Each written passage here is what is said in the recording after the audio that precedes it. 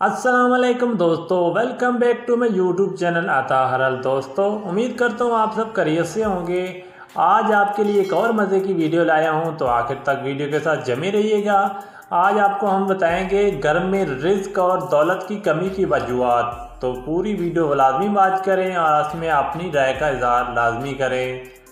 लाखों रुपए कमाने के बावजूद घर में रिज्क में बरकत नहीं आती, हर वक्त परेशानी, तंगदस्ती। अगर आप इन टिप पर अमल करें जो पुराने बुजुर्गों की बताई गई है, तो आपने घर से तंगी को दूर कर सकते हैं।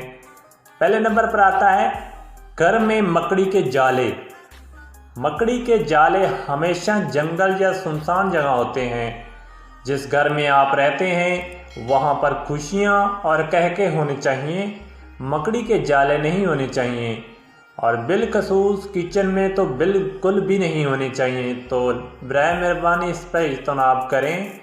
दूसरे नंबर पर आता है रिज्क में बरकत के लिए खाना बनाने से पहले दुरूद शरीफ लाजमी पढ़ा करें। जिस काम से पहले दुरूद शरीफ पढ़ लिया जाए, इस काम में बरकत होती है।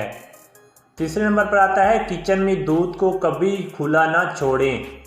पुराने दौर के लोग कहते थे खुले दूध में नज़र लग जाती है, क्योंकि सफ़ेद रंग नज़र को लग जाता है। गैर लोग घर में जो काम करने आते हैं वो बार बार दूध को देखते हैं, तो घर से बरकत उठ जाती है।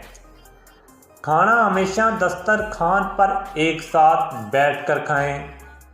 खाना हमेशा एक साथ पूरी फैमिली बैठकर खाए। टीवी देखकर खाना मत खाएं, क्योंकि ऐसा करने से रिज्क की बेहुरमती होती है। पांचवें नंबर पर आता है किचन में कचरा मत रखें। अगर आप कचरा का डब्बा किचन या किचन कैबिनेट में रखते हैं तो बिल्कुल ना रखें। कचरा हमेशा किचन से दूर रखें। और अगर खाना बच जाए तो डस्टबिन में मत डालें, बल्कि किसी जानवर या परिंदे को दे दें। बुजुर्गों की इन बातों पर अमल करके आप घर से नाचाकी, परेशानी और बीमारी दूर कर सकते हैं। आज की इस मसरूफ़ तरीन दौर में हमने इन छोटी मोटी बातों को ध्यान में रखना छोड़ दिया है, जिसकी वजह से घर में रिज्क में तंगी होती है। इन बातों पर अमल करके आप कुछ अरसा में ही घर में वादा फ़र्क देख सकते हैं इंशाअल्लाह। तो उम्मीद करता हूँ आपको मेरी वीडियो पसंद आई होगी। तो दोस्तों, मेरी वीडियो को लाइक और चैनल को लाजमी सब्सक्राइब करें।